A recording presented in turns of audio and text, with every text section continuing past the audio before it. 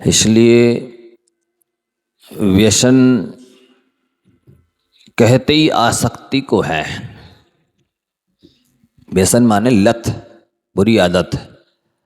व्यसन में दोनों प्रकार के होते हैं, अच्छे भी व्यसन होते हैं, बुरे भी व्यसन होते हैं। आप पूछेंगे क्या व्यसन भी अच्छे होते हैं?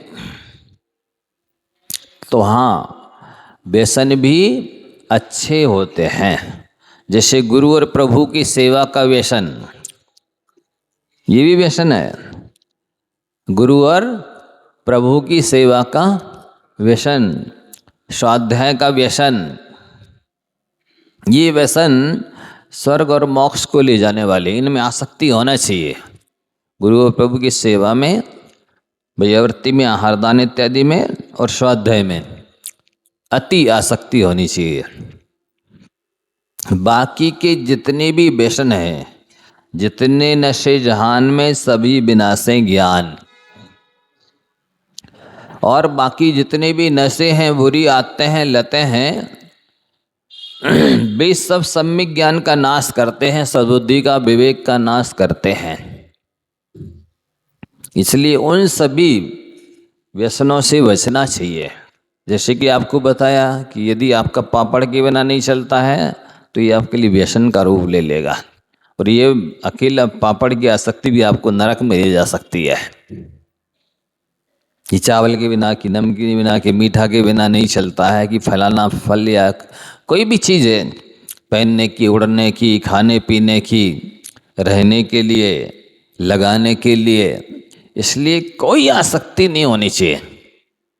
जो भी है, जैसा भी है, प्राप्त ही पर्याप्त है।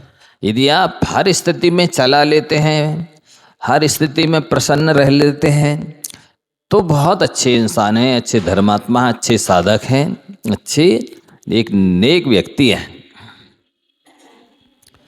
हर परिस्थिति में प्रसन्न रहने की कोशिश करनी चाहिए, हर परिस्थिति में गुजारा करने की कोशिश करनी चाहिए। जैसा कि आपको बताया कि आप तीर्थ यात्रा करने जाते हैं, कितना सामान ले जाते हैं? पूरी कोठी बंगला ले जाते हैं, गाड़ी घोड़ा ले जाते हैं, सारी फैसिलिटी ले जाते हैं? नहीं ले जाते हैं। लेकिन जितना होता है एक आध बैग, उतने में भी बड़े अच्छे से यात्रा हो जाती है। तो ये सोच पर निर्भर करता है व्यक्ति की कि हमें कैसे जीना है। और ये तो आप मान के चलें कि आप जितनी ज़्यादा सुख सुविधा के साधन बढ़ाते चले जाएंगे, उतने आप उलझते चले जाएंगे, व्यस्त होते चले जाएंगे, पराधीन होते चले जाएंगे, और वो पराधीनता ही व्यसन है, वो पराधीनता ही दुख का कारण है। जो व्यक्ति इस संसार में जितना स्वाधीन है, स्वावलंबी है, स्वतंत्र है, वो उतना ज़्यादा सुखी है। दूसरों का आलम्बन लेना ही दुख का कारण है। तो यहाँ पर कल बताया गया था, जुआ की चर्चा हो गई थी, मांस की, मदिरा की, वेश्या की। अब परस्त्री सेवन, ये भी एक व्यसन है। वेश्या सेवन अलग है, परस्त्री सेवन अलग है, दोनों व्यसन अलग अलग हैं। तो आपको दृष्टांत दिया गया था कि जैसे राघव मच्छ और तंदुल मच्छ। राघव मच्छ ने तो जल जंतु खाए, इसलिए सप्तम नरक में गया। पर तंदुल मच्छ क्यों गया? उसने तो एक भी नहीं खाया। खाया एक भी नहीं, पर भावों से छोड़ा एक को भी नहीं।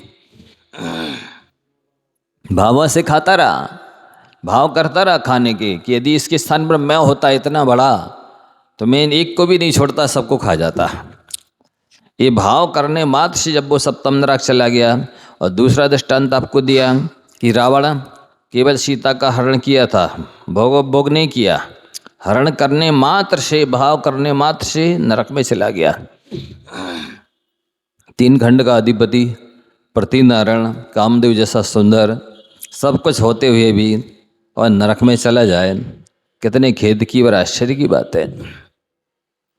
इसलिए ये लिख रहे हैं कि काम से पीड़ित जो दुर्बुद्धि, बहुत दुखों को देने वाली परस्त्री सेवन करता है, मित्रों के बीच हंसी कराना, वो हंसी कराता है अपनी। ये दुर्जनों को प्रिय होता है, चाहे महिलाएं हों चाहे पुरुष हों, दोनों के लिए अपने अपने हिसाब से लगाना है। नहीं तो कहो पुरुष के लिए ही कहा जा रहा है, ये तो पुरुष यदि पर स्त्री सेवन करेगा तो नरक जाएगा, स्त्री यदि पर पुरुष का सेवन करेगी तो वो स्वर्ग में जाएगी, ऐसा है? नहीं, ऐसा नहीं, दोनों को ही लगाना है। दुर्जनों को प्रिय होता है ये, सज्जनों के द्वारा तो वो शोचनीय है, निंदनीय होता है पर स्त्री समागम। इसलिए अपनी आत्मा को दुखदायक नरकों में, धन को राजा के पास, प्राणों को तराजू पर यदि नहीं तोलना है, कुल की निंदा नहीं करानी है, दीनता को प्राप्त नहीं होना है, अपयश नहीं फैलाना है, तो इसका त्याग करना चाहिए।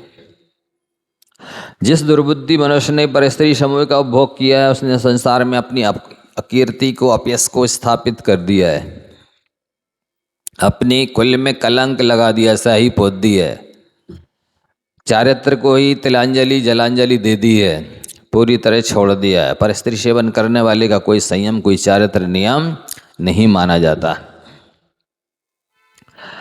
गुण, सारे गुणों के में आग लगा दी है उसने, जिसने पर स्त्री गमन किया है उसने सारे गुणों में आग लगा दी है, सारे गुणों को छोड़ दिया है, नष्ट कर दिया है, और सारी आपत्तियों को निमंत्रण दे दिया है। इसलिए मोक्ष नगर पर, और साथ ही उसने मोक्ष रूपी जो महल है उसके दरवाजे पर ताला लगा दिया है अपने हाथ से, अपने ही लिए। इसलिए आप सभी को मोबाइल से जो देखते हैं गंदे चित्र, उससे भी वेश्या सेवन का, पर स्त्री सेवन का पाप लगता है। गंदी फिल्मों को देखने से, गंदे चित्रों को देखने से आप सभी को बचना चाहिए। खोटे जो स्त्री हैं, महिला पुरुष हैं, उनकी संगति कुसंगति से भी बचना चाहिए। ये अच्छा नहीं है, पाप है, दुर्गति का कारण है, अनंत संसार को बढ़ाने वाला है। फिर अगला व्यसन कौन सा रह गया? हाँ, ये 7 व्यसन याद हो गए कि नहीं? जुआ, मतलब जिसमें हार जीत का सवाल होता है वो जुआ कहलाता है। वो हार जीत वाले सारे गेम्स नहीं खेलने चाहिए। मांस में अपन ने क्या क्या लिया? जो भी मर्यादा के बाहर का भोजन है, अवाक से अशुद्ध है, अमर्यादित है, और त्रिशादी जिसमें उत्पन्न हो गए हैं, वे सभी मांस की कोटि में आते हैं। साथ ही रात्रि भोजन भी मांस की कोटि में आता है। अनछना पानी खून के बराबर माना गया है, और छना हुआ पानी रात्रि में भी खून के बराबर माना गया है। तो आप समझ सकते हैं कि जब पानी ही खून के बराबर माना गया है, तो ये जो लोगों ने गली कूचे निकाले हैं कि रात्रि में फलाहार तो कर सकते हैं, हमारे अन्न का त्याग है, तो कहाँ तक चलेगा? आप ही बताइए। जब पानी ही खून के बराबर है तो फलाहार काय में आएगा है? और फलाहार के नाम पर कई सैकड़ों आइटम्स लोग रात में ही बनाने लग गए हैं, जिसमें इतना आरंभ होता है, उससे अपन को बचना चाहिए। तो जुआ, मांस, फिर मदिरा में जितनी भी लिक्विड चीज़ें हैं, coca cola, cold drinks, beer इत्यादि, जो नशीली चीज़ें हैं, भांग, चरस, गांजा, अफीम इत्यादि, भी सब इसमें मध्य में आती है। वेश्या, हिंसा में लेना शिकार, शिकार में मात्र धनुष बाण लेकर जंगल में जाने वाला शिकार ही नहीं लेना, आप अनेक तरह से जो घर में भी चीटा चीटी, मक्खी, मच्छर, चूहे, बिच्छू, सांप इत्यादि को मार डालते हैं, तो वो भी शिकार की कोटि में आता है। उस सबसे भी आपको बचना है, त्याग करना है। और चोरी, ये जो चोरी व्यसन है, ये व्यसन इसलिए कहलाता है कि बड़े बड़े राजा जो हुए ना, अंजन चोर है, तो वो राजपुत्र था, कोई भुक्कड़ गरीब दरिद्री नहीं था, वो तो व्यसन था, चोरी करने की लत थी, आदत थी। तो इससे बचना चाहिए। किसी की गिरी हुई, पड़ी हुई, भूली हुई वस्तु को बिना दिए हुए नहीं लेना। सार्वजनिक जिस कार्य के लिए छूट है, पानी, मिट्टी इत्यादि, वो तो ले सकते हैं, लेकिन जिस पर प्रतिबंध है, निषेध है, किसी का स्वामित्व है, कोई मना करता है, तो उस चीज़ को नहीं लेना। लेते हैं तो चोरी का पाप लगता है। साथ ही आपको उस दिन विस्तार से समझाया था कि जो आपके भाग्य में नहीं है, जो आपके हिस्से में नहीं है, ऐसे चाहे वस्त्राभूषण हो, जमीन जायदाद हो, भोजन पान हो, आप दूसरे के हिस्से का ले लेते हैं, वो जैसे ही आपने उस पर स्वामित्व जमाया वो आपकी दुर्बुद्धि कर देगा। लाखों करोड़ों किलोमीटर दूर होने पर भी वो ज़मीन जायदाद आपकी बुद्धि को दुर्बुद्धि में बदल देगी। साथ ही वो पर की वस्तु आपको सुकून नहीं देगी। साथ ही वो पर का भोजन पान आपके शरीर में जाके या तो डाइजेस्ट नहीं होगा, उल्टी हो जाएगी, दस्त लग जाएंगे, या फिर पीप या पानी बनेगा वो जाके पेट में। पच भी जाए, खून इत्यादि धातु बन भी जाए तो फिर वो आपको धर्म करने नहीं देगा, देवशास्त्र गुरु से दूर कर देगा और अन्याय अत्याचार करने के लिए, अनिति करने के लिए बाध्य करेगा।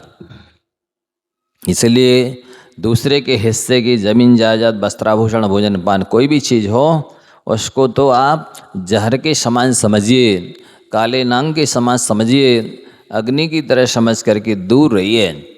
अपने भाग्य में, नसीब में जितना क्षयसम है उसमें संतुष्ट रहिए, वही आपको सुकून देगा।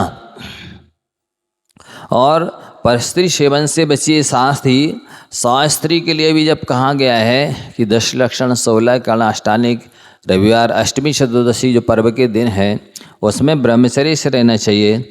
और साथ ही एक और आपको पुण्य कमाने का तरीका बताते हैं कि जैसे आपका वेश्या सेवन का, परस्त्री सेवन का त्याग है और स्वस्त्री मात्र का नियम है, तो उसमें भी आप पर्व के दिनों में ब्रह्मचर्य से रह सकते। एक दूसरा ये भी नियम, बहुत बड़ा नियम माना गया है कि हम 12 घंटे दिन में ब्रह्मचर्य से रहेंगे, तो 12 घंटे संयम से निकल जाएंगे तो 1 साल में 6 महीने के ब्रह्मचर्य पालने का पुण्य मिल जाएगा। मात्र एक बार के अब्रह्म के त्याग करने से लगभग 9 लाख संगी पंचेंद्रिय सम्मूर्छन जीवों को अभयदान मिलता है। तो आप 12 घंटे का दिन भर का दिन में ब्रह्मचर्य से रहेंगे, इतना संयम तो रख ही सकते हैं। तो ये भी पुण्य कमाने का, संयम पालने का, साधना करने का तरीका है। वस्तुतः ब्रह्मचर्य की साधना मनुष्य पर्याय में ही हो सकती है। मनुष्य गति के अलावा दूसरी गतियों में ब्रह्मचर्य की साधना नहीं हो सकती। तो हुआ ऐसा, जब उस चोर को, कौन से चोर को, नहीं, यहाँ कहानी चल रही है स्वर्णखोर चोर के पुत्र रूप्यखोर चोर की। उस रूप्यखोर चोर ने अंजन गुटिका विद्या सिद्ध थी, आंखों में अंजन लगा करके राजा के साथ राजमहल में भोजन करके आता था रोज। और जब पकड़ा गया तो उसको ईसा मसीह की तरह सूली पर चढ़ा दिया गया। और चढ़ा दिया गया तो 3 दिन हो गए। ऊपर से कौओं ने सिर खोल लिया, नीचे से सियारों ने पैर भक्षण कर लिए, फिर भी प्राण नहीं निकल रहे थे उसके। तब वो सोच रहा है, देखो ये व्यसन कितने बुरे हैं, इन व्यसनों में यदि मैं नहीं फंसता तो मेरी इसी जीवन में ये दुर्दशा नहीं होती। और अब मैंने कितने पाप बांध लिए हैं, सो मर कर के कौन सी गति में मैं जाऊंगा, ऐसा वो विचार कर रहा है। देखो ये इंद्रियां बिना यदि संयम नहीं रखा जाता है तो बिना लगाम के घोड़े की तरह हैं। स्पर्शन इंद्रिय हो, रसना, घ्राण, चक्षु, कर्ण, ये 5 इंद्रियां हैं। यदि स्पर्शन इंद्रिय को वश में नहीं रखा जाता है तो ये इंद्रिय आपके लिए अभिशाप बन जाती है। जैसे हाथी है, आप लोग को मालूम है हाथी कैसे पकड़ा जाता है? हाथी को पकड़ने की टेक्निक होती है कि जहाँ से जंगल में हाथी आता जाता है वहाँ एक लंबा चौड़ा गहरा गड्ढा खोद दिया जाता है और उसको तृण से, हरे हरे घास से आच्छादित कर दिया जाता है। वो आ रहा मान लो इस तरफ से हाथी, तो वहाँ एक हाथी कृत्रिम खड़ा कर देंगे हथनी, और थोड़े दूर पर एक हाथी खड़ा कर देंगे कृत्रिम। तो ये वाला हाथी सोचता है कि वो हाथी ना आ पाए इस हथनी के पास और हम पहुँच जाए, और एकदम नीचे नहीं देखता और भागता है और धड़ाम से गड्ढे में गिर जाता है। कुछ दिन उसको फिर भोजन नहीं दिया जाता है, भूखा प्यासा रहता है, लस्त पस्त हो जाता है। फिर वो महामत लोग उसको पकड़ लेते हैं और जीवन भर अंकुश की मार और लातों की मार उसको मारते रहते हैं। तो एक स्पर्शन इंद्रिय के वशीभूत होकर के हाथी की ये दुर्दशा होती है। रसना इंद्रिय के वशीभूत होकर मछली उस कांटे में मांस से आटा लगा होता है, उसको जैसी खाती है तो कंठ में छिद जाता है। फिर जैसे धोबी कपड़े को पछाड़ता है वैसे वो मछुआरा मछली को पछाड़ता है, और जब तक प्राण नहीं निकल जाते हैं तब तक पछाड़ता रहता है। तो ऐसा बिना मौत के केवल एक रसना इंद्रिय के वशीभूत होकर मछली को मरना पड़ता और दुर्गति में जाना होता है। फिर इसके बाद में घ्राणेन्द्रिय के वशीभूत होकर के, मालूम है कौन सा जीव? भौरा। भौरे के अंदर इतनी शक्ति होती है कि वो लकड़ी को, काष्ठ को छेद करके निकल सकता है, लेकिन वो कमल के अंदर बैठता है, सायंकाल में कमल बंद हो जाता है। अब वो सोचता है कोई बात नहीं, बंद हो गया तो हो जाने दो, अपन रात भर अच्छा पराग चूसेंगे, सुबह होगा सूर्योदय होगा, कमल फिर से खुलेगा, अपन उड़ जाएंगे।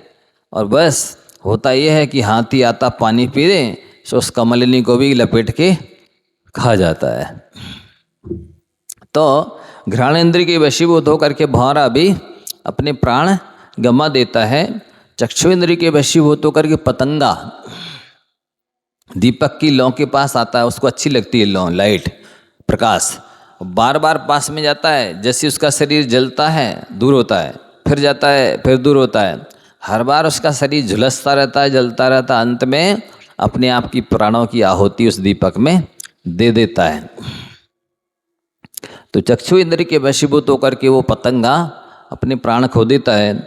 और कर्ण इंद्रिय के वशीभूत होकर के हिरण, कोई भी जो बहेली या शिकारी वगैरह होते हैं वे बीन बजाते हैं जंगल में जाके, उनको पता है कि वो आ रहे हिरण यहाँ से आता है, जिससे आएगा और वो बजाएगा बीन, और उस ध्वनि को सुनने के लिए वो हिरण इतना कर्णेंद्रिय का मतलब कहने चाहिए आसक्त होता है, वो उस बीन को सुनने के लिए ऐसा स्थिर खड़ा हो जाता है, स्टेच्यू जैसा लगने लगता है, जैसे चित्र लिखित हो, जरा भी नहीं हिलता डुलता।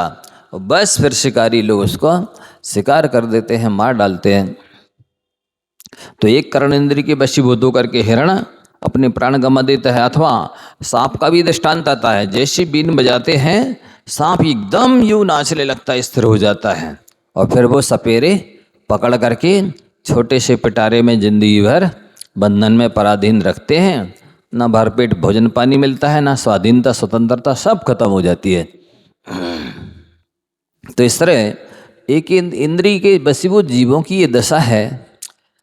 तो जो पांचों इंद्रियों के विषयों में आसक्त हैं, उनको स्पर्श इंद्रिय के लिए अच्छे कपड़े पहनने चाहिए, सोने के लिए अच्छे बढ़िया डल्लप के मखमल के गद्दे इत्यादि चाहिए, और स्त्री इत्यादि चाहिए। रचना के लिए भी सब तरह का 56 प्रकार का भोजन चाहिए, भक्ष हो अभक्ष हो, शुद्ध हो अशुद्ध हो, मर्यादित हो अमर्यादित हो, तो दिन हो रात हो, सब ले आओ। घ्राण इंद्र के लिए भी अच्छे सुगंधित सेंट हैं, तेल हैं चाहिए। चक्षु इंद्र के लिए बढ़िया हर एक चीज टिप टाप होना चाहिए, कोठी बंगला, उसके कलर, उसके पर्दे, उसके ये सब, ड्राइंग रूम, ये होना वो होना, ये सब आँख कर्ण चक्षु इंद्री का विषय तो है। और कर्ण इंद्र के लिए अनेक तरह के गीत संगीत वाद्य यंत्र सुनते रहते, गाने बजाने नाचने, ये सब पांचों इंद्रियों के विषयों में एक साथ जो आसक्त होगा। एक बार देखो, एक दासी राजा की सैया लगाती थी, रोज फूलों की सेज लगाती थी। एक दिन उसके मन में आया कि राजा रोज सोता है ऐसी कोमल कोमल सुगंधित पौखड़ियों के ऊपर, फूल के ऊपर, जब तक राजा क्या तो टाइम हुआ नहीं अभी आने का, थोड़ी देर है, थोड़ी देर मैं भी तो लेट के देख लूं। जैसी वो दासी उस फूलों की सैया पर लेटी की लेटती, थकी तो थी, नींद लग गई, और नींद लगी तो राजा आ गया, वो सो के उठ नहीं पाई। आ गया तो उसको बड़ी गुस्सा आई राजा को, ये मेरी दासी राजा की गद्दी पर सो रही है, और उसने पीटना शुरू कर दिया राजा ने। तो वो दासी की नींद खुली तो हंसने लगी। राजा कहता है इसका दिमाग खराब तो नहीं है, ये पिट रही है और हंस रही है। उससे पूछा क्यों हंस रही हो? तो बोलती है मैं जीवन में पहली बार थोड़ी देर के लिए इस पुष्पों की सैया पे सोई तो इतनी पिटाई हो रही है, आप रोज ही सोते हैं, आपको कितनी पिटाई होगी नरकों में। तो ये वास्तविकता है, अभी तत्काल में भले उसका फल ना मिले, लेकिन पंचेंद्रिय के विषयों का फल तो कटु ही है। जैसे आप 5 स्टार में जाएं, 7 स्टार में जाएं और आप जो मांगेंगे तुरंत खड़ा है। कोई भी नौकर चाकर कर्मचारी, हाँ साहब क्या चाहिए, चाय कॉफ़ी दूध लस्सी हैं फ्रूटी क्या क्या चाहिए सब लाला देता जाएगा। और बस जैसे आप निकलने लगेंगे तो बिल थमा देगा, लो साहब पहले ये चुकाओ फिर बाहर जाओ। ठीक ऐसे ही आप जो जो चाह रहे हैं मांग रहे हैं आपको सब मिलता जाएगा, आप भोगते जाइए। लेकिन इससे गांठ का पुण्य खर्च हो रहा है और नया पाप बन रहा है, वो आपको दिख नहीं रहा है। तो वो रोज चोर सोचने लगा कि देखो मैंने सोचा तो कुछ और ही था, ये बढ़िया भोजन करेंगे राजा के साथ, और ये दशा हो गई, भोजन भी गया और मेरा जीवन भी गया।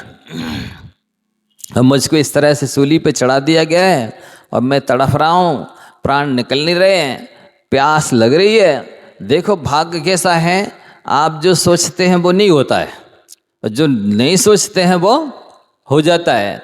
बने बने काम को बिगाड़ देता है और बिगड़े काम को बना देता है। भाग्य बहुत विचित्र होता है, इसलिए भाग्य का भरोसा नहीं करना।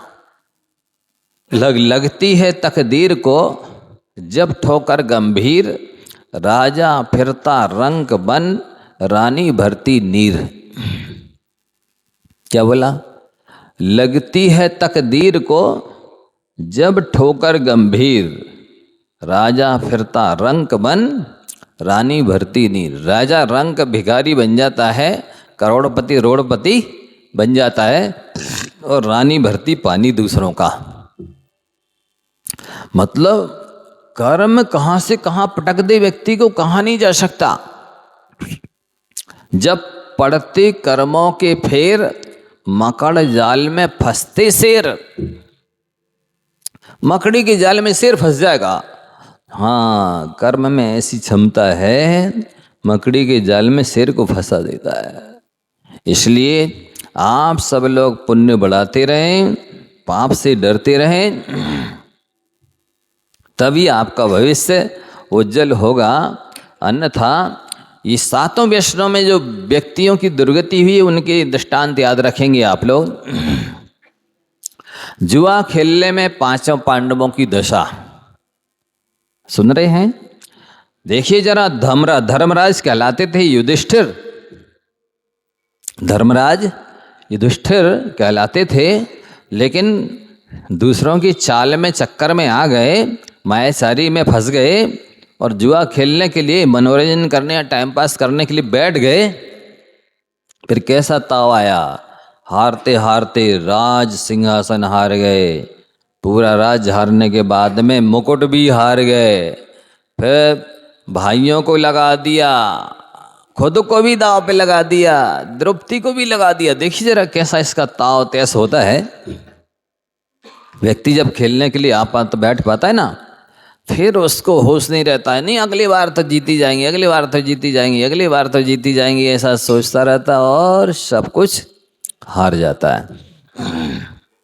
और दशा क्या हुई? 12 वर्ष के लिए वनवास में, 1 वर्ष के लिए अज्ञातवास में, सब कुछ हार करके कितने कष्ट सहे। पांडव पुराण में लिखा है, वन में भटक रहे थे, विहार कर रहे थे 5 पांडव, अचानक एकाएक मुनि संग आ गया।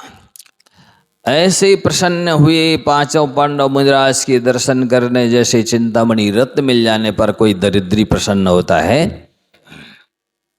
लेकिन थोड़ी ही देर में उनके अंदर में दीनता आ गई कि अरे इतना बड़ा मुनि संग आया है, हम कोई चौका नहीं लगा पा रहे, हम कोई इनकी सेवा नहीं कर पा रहे, हमारे पास कुछ भी नहीं है। तो मुनिराज तो वैज्ञानिक थे, कहते धर्मराज दुखी मत हो, कर्मों की ये विचित्रता है, आपके भाव अच्छे हैं साधु को आहार कराने की, सेवा करने के। तो ऐसी दशा हो गई कि जो दूसरों को भीख देते थे वे भीख लेने के लिए मजबूर हो गए, बाध्य हो गए। इस साधु को आहार भी नहीं देने की इच्छा, योग्यता बची, क्षमता बची, ऐसी स्थिति हो गई। किससे? जुआ खेलने से। मांस खाने से बक राजा था, उसको इतनी मांस की लत पड़ी थी कि एक बार जब मांस नहीं था, अब कैसा करे, राजा तो आएगा, उसको तो देना है। रसोइया डर गया, उसने एक काम किया, गया शमशान में और एक बच्चा मरा पड़ा था, उसी के मांस को बना के पका के राजा को खिला दिया। अब वो उसको स्वादिष्ट लगा। उसने पूछा रसोइये से, क्यों, आज का तो बहुत स्पेशल पकाया मांस तुमने, सच बताओ किसका है। नहीं कुछ हुजूर, मुझे अभयदान दिया जाए। हाँ हाँ, हम कुछ नहीं कहेंगे, बहुत प्रसन्न है आज। बोले, मैं आज मांस था नहीं किसी जानवर का, सो शमशान से एक बच्चे को उठा लाया था, वो मांस खिलाया। अच्छा, तो तुम रोज बच्चे की मांस खिलाना मुझे। बेचारा अब रोज कहाँ से लाए, तो उसने एक काम किए, लड्डू बनाए और बच्चों को बुलाया सबको, लो लड्डू ले जाओ, लो लड्डू ले जाओ। सब बच्चे ले जाएं और लास्ट में जो बच्चा बचे उसको पकड़ के ले जाए रसोई घर में, मार के मांस बना करके पका के राजे को खिला दे। धीरे धीरे बच्चे गुम होने लगे, गोल होने लगे। सारे समाज के गांव के लोग परेशान, बच्चे जाते कहाँ हैं, बच्चे जाते कहाँ हैं, उनका भी कल गुम गया, इनका भी कल गुम गया, आज इनका आज इनका। अरे भैया, सब सतर्क हो जाओ, सावधान रहो, पता लगाओ कौन ले जाता है, कहाँ जाते हैं बच्चे। सब एकदम अलर्ट सावधान हो गए और लोगों ने चेक करना, परीक्षा करना शुरू किया, देखें जरा कहाँ कौन। बस वही दिख गया, रसोइया लड्डू बांट रहा है, अंत में के बच्चे को ला करके ले गया पकड़ के। लोगों ने सब ने मीटिंग की और कहा, सब पकड़ करके राजा को हटाओ, भगाओ यहाँ से। सब ने राज सिंहासन से उतार करके और उसका काला मुंह करके गधे पर चढ़ा करके बाहर निकाल दिया। अब वो जंगलों जंगलों भटकने लगा शिकारियों भिखारियों की तरह, और फिर शिकार करते करते मर करके खुद ही सप्तम नरक में चला गया।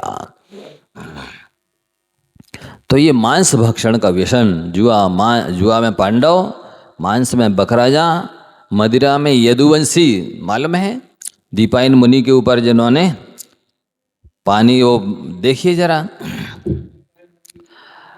नेमिनाथ भगवान के समर्षण में सुन लिया कि ये द्वारिका नगरी 12 बरस बाद दीपायन मुनि के निमित्त से जल जाएगी, नष्ट हो जाएगी। अब दीपायन मुनि ने भी कहा, नहीं, अपन दूर देश निकल चलो, अपन को निमित्त नहीं बनना द्वारिका के नष्ट करने में। और जरत कुमार ने भी सुना कि श्री कृष्ण की मौत, भैया है मेरा जरत कुमार, मेरे भाई की मौत मेरे द्वारा होगी। राज छोड़ के चला गया जंगलों में, शिकारियों की तरह रहने लगा। सो इधर ये दीपायन मुनि दूर देश में तीर्थों में वंदना करते हुए, विहार करते हुए सोचा 12 बरस हो गए हैं, अब तो समय निकल गया, मेरे द्वारा द्वारिका अब नहीं जलेगी। और वे आ गए, और वो लौण का महीना कहलाता ना, एक जो 1 महीने बढ़ जाता है, वो उन्हें ध्यान नहीं रहा, और वो ही आ गए किनारे में द्वारिका के। और वे यदुवंशी राजकुमार पिकनिक मनाने, खेलने के लिए, मनोरंजन करने के लिए, वन की सैर करने के लिए गए हुए थे, और उनको गर्मी में खेलते कूदते प्यास लगी। सो यहाँ पर भी लोगों ने मदिरा के निमित्त से द्वारिका का नाश होगा, सो सारी द्वारिका की मदिरा जंगलों में फेंक दी गई, और पानी वर्षा से वो गड्ढों में भरी रही। 12 बरस तक उसका संस्कार रहा। देखो जरा, 12 बरस पहले मदिरा फेंकी गई थी जंगलों में, गड्ढों में, और वो पानी बरसता रहा, और वो पानी का नशा, वो मदिरा का नशा उस पानी में रहा। उन यदु कुमारों ने पिया पानी समझ करके, और नशा चढ़ गया, और झूमते गाते नशे में आ रहे थे। और ये तो वही दीपायन है जिसके द्वारा द्वारिका जलनी है, इसको मारो, भगाओ यहाँ से। और इतने पत्थर लाठी आदि उनने मारे यदु कुमारों ने, कि वो सहन करते करते सहनशीलता के बाहर हो गया। और गुस्सा आया तेज मुनि महाराज को, गिर गए वे, इतना मारा कि घायल हो गए। तो यदु कुमार भाग गए, उधर से कृष्ण और बलराम आए, हे गुरुदेव क्षमा कीजिए, बच्चों ने गलती हो गई है। उनने और डरते हुए कहा कि तुम 2 ही बचोगे, अब नहीं बचने वाली द्वारिका। और अशुभ तेजस पुतला निकला, और 6 महीने तक वो द्वारिका जलती रही। बलभद्र पद के धारी बलराम और नारायण पद के धारी श्री कृष्ण जी, जिनमें हजारों हाथियों का बल था, बलभद्र ने अपने लांगल से यमुना नदी से नहर बना दी द्वारिका के लिए कि पानी आए और द्वारिका को बुझा दे। वो पानी पेट्रोल की तरह काम करता गया। और दोनों बलशाली, जिनके पास में 7-7 रतन थे, एक रतन की 1000-1000 देवता सेवा कर रहे थे, कोई काम नहीं आया। पाप कर्म के उदय में देखिए जरा, हजारों हजार देवता हैं और स्वयं के अंदर इतनी शक्ति है। फिर उनने सोचा अब हम अपने परिवार वालों को नहीं बचा पा रहे, राज सिंहासन आदि को नहीं बचा पा रहे, तो चलो माता पिता को ही बचा लें। आकाशवाणी हुई कि तुम 2 ही बचोगे, भाग जाओ, कोई नहीं बचने वाला। 6 महीने तक आलू प्याज भट्टा की तरह भरते रहे पूरे पशु पक्षी जानवर मनुष्य पशु स्त्री, कोई नहीं बचा सका। देख रहे हो, जिनको इन भगवान की वाणी पर विश्वास हो गया तो उन लोगों ने आके मुनि दीक्षा ले ली, वे तो बच गए। और जो भगवान की वाणी पर विश्वास नहीं किया, जिनने गुरु प्रभु की वाणी पर विश्वास नहीं करते हैं, वे इसी तरह से आलू प्याज भट्टा की तरह भरत करके बिना मौत के मर करके दुर्गति में चले जाते हैं। तो मदिरा से पूरी द्वारिका का यदुवंशियों का विनाश हो गया था। ऐसा सोच करके कि जुआ से पांडवों की दुर्दशा हुई, हमको नहीं खेलना। मांस से राबक राजा की दुर्दशा हुई, हमको नहीं खाना। मदिरा से यदुवंशियों की दुर्दशा हुई, हमको नहीं पीना। वेश्या सेवन करने से चारुदत्त की 32 करोड़ दीनार, कहीं आता 48, कहीं 52 करोड़ दीनार भी आती हैं। इतना धन सोने के सिक्के वेश्या के यहाँ चले गए। लेकिन इसके बाद भी बड़ी दुर्दशा हुई थी चारुदत्त की। वे चारुदत्त जन्म से बैरागी थे, शादी हो जाने के बाद भी पत्नी से भी बात नहीं करते थे। और चारुदत्त की माँ ने कहा अपने भाई से, चारुदत्त के मामा से, आप इसको समझाओ, ये कैसा बैरागी बना फिरता है, शादी हो गई है, पत्नी से बात भी नहीं करता है। मामा ले गए कहाँ, वहाँ जहाँ पर वेश्यालय और मंदिरालय था, सो उधर से हाथ साजिश रची, हाथी आ रहा था, बोले चलो चलो यहाँ घुस जाओ, अपन अपनी रक्षा करने के लिए घुस जाएं। सो वेश्यालय में ले गए। अब वेश्या ने ठंडक के नाम पर, ठंडाई के नाम पर, और उसमें बियर जो नशीली चीज़ें थी वो मिला करके ठंडाई दे दी, पी ली, होश सब गायब हो गया, विवेक सब जाता रहा। और फिर विश्या के चक्कर में ऐसे आए कि 12 साल तक खबर भेजी कि माता पिता मर गए हैं, तो बोले हाँ पैसे दे देना और दाह संस्कार करा दो। आए नहीं माता पिता को देखने या अंत्येष्टि करने तक के लिए। और बुलाते रहे, 32 करोड़ दीनारें आ गई, पत्नी के स्वर्ण आभूषण भी आ गए। तब वेश्या ने उनको वेश्या के गड्ढे में ढकेल दिया। विष्टा के गड्ढे में वेश्या ने चारुदत्त को ढकेल दिया। बड़ी बुरी दुर्दशा हुई। विदेश में धन कमाने गए, आए सीप से आ रहे थे, समुद्री जहाज से फट गया, सारा माल डूब गया। कैसे जैसे तैसे बच के आए, फिर गए, फिर डूब गया, बहुत कष्ट उठाए। तो वेश्या सेवन से चारुदत्त की दुर्दशा हुई। हिंसा शिकार करने से, आपको मालूम है चक्रवर्ती 12 होते, कितने होते? 12 चक्रवर्तियों में एक ब्रह्मदत्त चक्रवर्ती हुआ है। वो एक दिन शिकार खेलने के लिए गया जंगल में। योग नियोग की बात, दिगंबर मुनिराज के दर्शन हुए, उसको तो आस्था थी नहीं, नंगा बैठा है, बैठा रंदू चलते हैं अपन तो। शिकार खेलने गया, योग नियोग से उस दिन शिकार नहीं मिला। उसको गुस्साई कि इस नंगे को देख लिया था ना, इसलिए अपशकुन हो गया, और उसने मुनि महाराज की शिकार कर दिया, और वो मर करके सप्तम नरक गया धड़ाम से। ये शिकार व्यसन की वजह से चक्रवर्ती, 6 खंड का अधिपति, 32,000 मुकुटबद्ध राजा जिसके सेवक, 9 निधियाँ 14 रत्न, एक एक निधि की 1000 देव सेवा कर रहा है, एक एक रत्न की 1000 देव सेवा कर रहा है, लेकिन फिर भी ऐसा महापुरुष भी शिकार व्यसन की वजह से सप्तम नरक गया। और तो वेश्या हिंसा चोरी, चोरी व्यसन में एक जो आता है सत्यघोष नाम का व्यक्ति, कहलाता तो सत्यघोष था लेकिन काम असत्य करता था, वो भी मर करके दुर्गति में गया।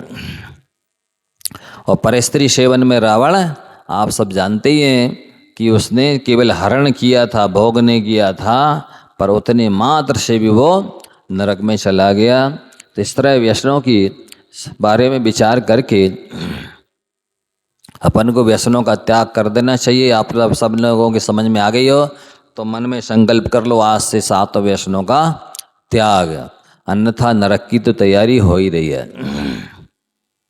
और एक बात ध्यान रखें, जो इससे कर्म बन रहा है ना, तो कहते यथा धेनु सहस्रेषु वत्सा बिंदति मातरम तथा पुराकृतम कर्म कर्तारम अनुगच्छति। जैसे हजारों गायें खड़ी होवे पर बछड़ा अपने माँ के पास ही जाता है, ठीक इसी प्रकार से हजारों लाखों लोग कितने भी रहें, जो कर्म है जिसने किया है उसी के उदय में आएगा। तो व्यक्ति आकाश में रहे, पाताल में रहे, पानी में चला जाए, स्वर्ग में इंद्र के महल में चला जाए, जंगल में चला जाए, पहाड़ पर चला जाए, कहीं भी चला जाए, कर्म उसे छोड़ने वाला नहीं है। इसलिए किसी से ना डरो, पाप से अवश्य डरना। फिर वो कहता है कैसी मेरी दशा हो रही है, ऊपर से कौए कोल रहे हैं, नीचे से 4 पैर भक्षण कर रहे हैं। अब इतने में क्या होता है, वो वृषभदास सेठ जंगलों के जिनालयों की वंदना करके, साधुओं की वंदना करके आ रहे थे। जिनदत्त सेठ अपने पुत्र वृषभदास को लेकर के जैसे ही आए पास में, तो पुत्र पिता से पूछता है वृषभदास जिनदत्त सेठ से, वो सूली पर चढ़ा हुआ था चोर, पिताजी ये क्या है? जिनदत्त सेठ कहते हैं कि देखो जिसने जो कर्म किए हैं उनका फल तो उसको भोगना ही होता है। इसने व्यसन किए, 7 व्यसन किए, चोरी इत्यादि पाप किए हैं, इसका फल ये भोग रहा है। ये शब्द उसके कान में पड़ गए तो वो रूप खुर चोर बोलता है कि सेठ जी आप तो धर्मात्मा हैं, दयालु हैं, सज्जन हैं, सज्जन की पहचान है। परोपकाराय फलंती वृक्षा, परोपकाराय दोहंती गावा, परोपकाराय फलंती बहंती नद्या, परोपकाराय सताम प्रवृत्ति। जैसे वृक्ष परोपकार के लिए फलते हैं, अपने फल वृक्ष स्वयं नहीं खाते हैं। गाय परोपकार के लिए दूध देती है, स्वयं अपना दूध स्वयं नहीं पीती है। जैसे नदियाँ परोपकार के लिए बहती हैं, अपना पानी खुद नहीं पीती है, ऐसे ही जो धर्मात्मा होते हैं, सज्जन होते हैं, दयालु होते हैं, करुणावान परोपकारी होते हैं, उनकी सारी विभूति परोपकार के लिए होती है। वस्तुतः सज्जन लोग अपना तन मन धन परोपकार में लगा करके अपना कल्याण कर लेते हैं, अपना प्रयोजन सिद्ध कर लेते हैं। परोपकार ही उनका स्वार्थ होता है, निजी अर्थ प्रयोजन की सिद्धि करने वाला होता है। और परोपकार करने से हृदय दया से भर जाता है, हृदय कोमल हो जाता है, हृदय सफ़ेद हो जाता है। वस्तुतः परोपकार करने से जितना सातिशय पुण्य का बंध होता है, शायद ही इतना दूसरे काम से होता। तो सेठ जी आप परोपकारी हैं, एक महावृक्ष की तरह हैं। जैसे रास्ते पर वृक्ष होता है, राहगीरियों को छाया भी देता है, ठंडी ठंडी हवा भी देता है, पत्ते देता, फूल देता, फल देता है, लकड़ी देता है, सब कुछ देता है। परोपकार के लिए ही उसका जीवन होता है। वैसे ही आप तो वाकई में परोपकार के लिए ही अवतार लिया है आपने। इस तरह से उस सेठ जिनदत्त की उस चोर रूपखोर चोर ने सूली पर चढ़े चढ़े भी स्तुति प्रशंसा की। आप ये मान के चलिए कि वस्तुतः प्रशंसा और स्तुति करने से जितने काम बनते हैं उतने काम शायद ही किसी चीज़ से बने। इसलिए चोर ने स्तुति की, प्रशंसा की। अब हुआ ऐसा था कि राजा ने चोर को सूली पर चढ़ाया था और किंकरों को आदेश दिया था कि चारों दिशाओं में छुप कर के बैठो। जो भी व्यक्ति इस चोर से बात करेगा, इसका मतलब है कि इस चोर ने जीवन भर में जितनी चोरी की है सारा माल उसके पास होगा। और दूसरी बात है कि चोर बात करेगा चोर से, वो राजद्रोही भी कहलाएगा। सो उसको पकड़ कर मेरे पास लाना। अब जिनदत्त सेठ ने बात तो कर ली उससे, और उसने वे समझ भी गए कि इससे मैं बात कर रहा हूँ और ये कह रहा है सेठ जी मेरे 3 दिन निकल गए हैं, प्राण निकल नहीं रहे हैं, कौओं ने सिर खोल दिया है, पैर सियारों ने खा लिए हैं, मुझे प्यास लग रही है, आप पानी पिला दीजिए। तो सेठ जी ने समझा ये राज आज्ञा के विरुद्ध है, राजद्रोही कहलाऊंगा मैं, ये अच्छा नहीं है। लेकिन फिर भी दया से पूर्ण चित्त था सेठ का। सेठ दयालु था, करुणावान था, इसलिए विरुद्ध समझते हुए भी वो सेठ बोले कि भाई ऐसा है, मैंने गुरु की 12 साल सेवा की है। कितने साल? और 12 साल सेवा करते हुए आज उन्होंने मुझे नमोकार मंत्र का उपदेश दिया है, मंत्र दिया है आज मुझे उन्होंने, और हम आपको पानी लेने के लिए जाएंगे तो हम मंत्र भूल जाएंगे। तब वो चोर कहता है इस मंत्र की क्या विशेषता है जिसे आप इतना डर रहे हैं बोलने से? तब फिर आप देखिए महामंत्र की महिमा सुनिए। जो आचार्य पूज्यपाद महाराज ने एक भक्ति लिखी है, समाधि भक्ति, उस भक्ति के अंदर जो छंद लिखा है आप सब सुन लो, सब लोग सुन लो, क्या क्या चाहिए आपको, क्या देने की क्षमता है और क्या नहीं दे सकता, फिर हमको बता देना। इसके अलावा महाराज जी एक चीज़ तो रहेगी, हमें जो चाहिए है वो तो नमोकार में देने की क्षमता है ही नहीं, तो फिर हमको बता देना। देखिए क्या लिखते हैं। आकृष्टिम सुरसंपदाम विदधते मुक्ति श्रियो वस्तता, मोच्चाटम विविदाम चतुर्गति भुवाम विद्वेषमात्मयी नशाम, स्तंभम दुर्गमनम प्रति प्रेतता मोहस सम्मोहिनम, पायात पंच नमस्क्रियाक्षरमयी साराधना देवता। ये नमोकार मंत्र रूपी देवता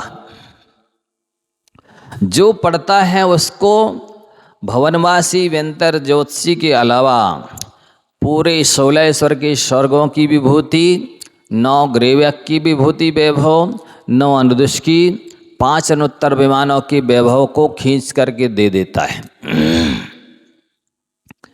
नमोकार मंत्र सारे स्वर्गों के वैभव को देने में सक्षम है। इसके अलावा मुक्तिश्रियो वस्तता, नमोकार मंत्र ऐसा है कि दूसरी चीजों को मोहित करने की क्षमता तो है ही, मुक्ति रूपी लक्ष्मी को भी मोहित कर देता है, मुक्ति रूपी लक्ष्मी को भी दे देता है। साथ ही उच्चाटम विविदाम चतुर्गति विभाम, नर गति के पशु, मनुष्य गति, पशु गति, देवगति संबंधी जितने भी विपत्तियां हैं उन सब को उष्टाने की क्षमता है नमोकार मंत्र में। इससे बड़ा कोई तंत्र मंत्र यंत्र टोटका कोई हुआ ही नहीं। इससे बड़ी कोई रेकी, हीलिंग, जाप, मनोभाव, क्या बोलते हैं, सद्भावना, मनोभावना, भावना योग, इससे जबरदस्त थेरेपी और कोई नहीं है। जैसी क्षमता इस महामंत्र में है वैसी क्षमता अन्य में संसार 3 लोक 3 काल के किसी तंत्र मंत्र में, रेकी में, हीलिंग में, जाप में, थेरेपी में नहीं है। समस्त विपदाओं को हटाने की क्षमता है नमोकार मंत्र में। जितने तरह के अभाव हैं, बीमारियां हैं, परेशानियां हैं, कष्ट हैं, प्रतिकूलता हैं, सबको दूर करने की क्षमता है। कौन लिख रहा है ये? आचार्य पूज्यपाद देव, जिनने तत्वार सूत्र ग्रंथराज के ऊपर सबसे पहले संस्कृत टीका लिखी है सर्वार्थ सिद्धि नाम की। फिर उस सर्वार्थ सिद्धि के ऊपर 32 टीकाएं लिखी गई। कितनी? और सभी आचार्यों ने पूज्यपाद आचार्य देव का अनुसरण किया है, अनुकरण किया है। ऐसे प्रामाणिक आचार्य हैं पूज्यपाद देव,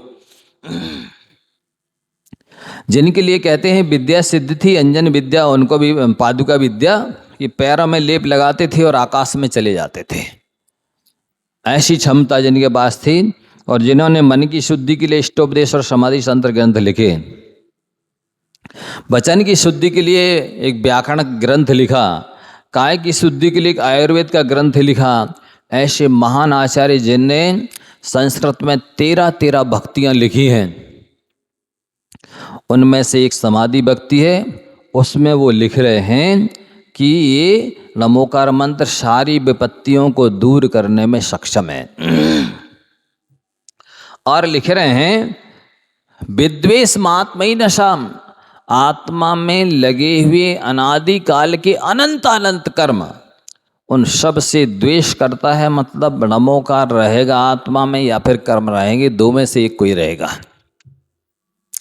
नमोकार रहेगा तो कर्म नहीं रहेंगे आत्मा में, और कर्म रहेगा तो नमोकार नहीं रहेगा। ऐसा है, द्वेष करता है पापों से, आपकी कर्मों को पापों को सबको दूर कर देगा, नष्ट कर देगा, भगा देगा। स्तंभम दुर्गमनम प्रति प्रयतता। और मान लो जैसे कि एक व्यक्ति दौड़ता आ रहा है और सामने बहुत बड़ा लंबा चौड़ा गहरा गड्ढा है। अब वो दौड़ता जाएगा तो गिरेगा, मरेगा गड्ढे में। पर मान लो इस तरह का कोई खंबा हो उस गड्ढे के जस्ट पहले और उसको पकड़ ले, तब फिर गिरेगा? वो नहीं गिरेगा ना। ठीक इसी तरह से लिख रहे हैं, किसी ने अज्ञान से प्रमाद से पाप कर लिए हो, व्यसन कर लिए हो, गर्भपात कर लिया हो, हत्या हिंसा मर्डर कर लिया हो, तो वो व्यक्ति यदि नमोकार मंत्र का जाप कर ले तो अब दुर्गति में, नरक में नहीं जाएगा। नमोकार मंत्र का जाप कर करके वो सारे कर्म नष्ट कर लेगा। क्योंकि लिखा है कृत्वा पाप सहस्राणि हत्वा जंतु शतानि च अमुन मंत्रम समाराध्य त्रियंचोपि दिवंगता। हजारों पाप करके सैकड़ों पशुओं को मार के खा गए, ऐसे मांसाहारी प्राणी भी यदि अंत समय में नमोकार मंत्र पढ़ लें तो स्वर्ग में रिद्धिधारी देव होते हैं, तो दुर्गति में नहीं जाने देगा। और मोहस सम्मोहिनम, जो दर्शन मोहनी और चारित्र मोहनी अनादिकाल से हमारी आत्मा को 4 गति 84 लाख योनि में भटका रहा है, उस मोह को भी मोहित करने की क्षमता महामंत्र नमोकार में है। आप चाहते हैं कि हमारा मिथ्यात्व नष्ट हो जाए, हमें सम्य दर्शन की प्राप्ति हो जाए। जिस सम्य दर्शन के होने पर 4 गति 84 लाख योनियों में से 62 लाख योनियां त्रियंचों की कट जाती, 4 लाख नारकियों की कट जाती। और आपने रत्नगण शावकाचार पढ़ा हो, उसमें लिखा है सम्य दर्शन की महिमा, सम्यक दर्शन शुद्धा नारक त्रियग नपुंसक स्त्रीत्वानि दुष्कुल विकृताम चायोर दुष्कुल विकृताम अल्पायोर न व्रतंती अपव्रतिका। ऐसे अक्षर आगे पीछे हो गया। मतलब सम्य से जीव 63 गति की 62 लाख योनियों में नहीं जाता, नरक गति की 84 लाख बिलों में 4 लाख योनियों में नहीं जाता। सम्यक दर्शन शुद्धा नारक त्रियग। और किसी भी मनुष्यों में भी होगा तो नपुंसक नहीं होगा, स्त्री नहीं बनेगा, ना देवियों में देवगति की स्त्रियों में, ना त्रियंच गति की स्त्रियों में, ना मनुष्य गति की स्त्रियों में नहीं जाएगा सम्य दृष्टि। दुष्कुल में जन्म नहीं लेगा, जितनी भी अस्पृश्य इत्यादि शूद्र हैं उनमें जन्म नहीं लेगा। इक्ष्वाकु वंश, नाथ वंश, हरिवंश इत्यादि जो तीर्थंकरों के वंश हैं कुल में, उनमें जन्म लेगा। और दरिद्री नहीं होगा, अल्पायु वाला नहीं होगा। ऐसी जितनी भी दुर्गतियां हैं सम्य दर्शन के होते नष्ट हो जाती हैं। और वो सम्य दर्शन नमोकार मंत्र की जाप करने से, पंच परमेष्टि की भक्ति सेवा पूजा करने से होता है। पायात पंच नमस्क्रियाक्षरमयी साराधना देवता, ऐसा महामंत्र हम सबकी रक्षा करे। अब आप लोग बता दीजिए और कौन सी चीज़ रह गई जो इसमें नहीं आई, ईडमोकार मंत्र में देने की क्षमता नहीं है। बता दीजिए, कुछ रह गया? बोलो कि महाराज हमारी तो एक डिमांड और है, वो तो देने की क्षमता है ही नहीं ईडमोकार में। है कोई ऐसी चीज़? तीन लोग तीन काल की ऐसी कोई भी वस्तु और व्यक्ति नहीं है जिसको देने की क्षमता महामंत्र में नहीं है। सब कुछ देने की, सब कुछ करने की क्षमता है। करोड़ों किलोमीटर दूर कोई व्यक्ति और वस्तु हो, नमोकार मंत्र जपोगे, भले आप समझ रहे हो कि मैं तो इसके लायक ही नहीं हूं, पात्र ही नहीं हूं, ये व्यक्ति और ये वस्तु तो मुझे मिल ही नहीं सकती, नमोकार जपोगे तो वो व्यक्ति और वो वस्तु भी आपको करोड़ों किलोमीटर दूर से भी आपके पास, आपके हाथ में आ जाएगा।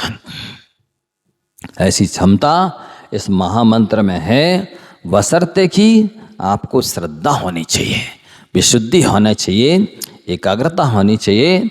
तो ये देने की क्षमता इसके पास है। और क्या क्या देने की क्षमता है वो आगे बताया जाएगा। समय हो गया इतना और अभी 2 मिनट है, सुन लो कि जैसे ही उस चोर को प्यास लग रही थी, अब जब उसने कहा कि एक काम करो, जब इस नमोकार मंत्र में इतनी शक्ति है, इतनी क्षमता है, तो हम नमोकार मंत्र पढ़ते हैं, तुम पानी ले आओ, यदि भूल जाओगे तो हम आपको याद दिला देंगे नमोकार। सेठ जी पानी लेने चले गए, इधर वो बिना नमोकार मंत्र पढ़ने लगा श्रद्धा से। थोड़ी देर पढ़ा और उसके प्राण निकल गए। अब जैसे पानी लेके आए सेठ जी, देखा अरे ये तो बड़े विनय की, श्रद्धा की भोली मुद्रा में नमोकार मंत्र पढ़ते हुए चला गया। इसने वो सेठ जी समझ गए इसकी तो श्रेष्ठ समाधि हो गई। और फिर वो जहाँ से वन में जिनालयों के दर्शन करके, साधुओं के दर्शन करके आए थे सेठ जी, वापस वहीं चले गए। जा करके वहाँ जो आचार्य परमेष्ठी, साधु परमेष्ठी थे, उनको ये घटना सुनाई और उस दिन का उन्होंने उपवास ले लिया और वहीं जिनालय में रुक गए। आगे क्या हुआ आगे बताया जाएगा।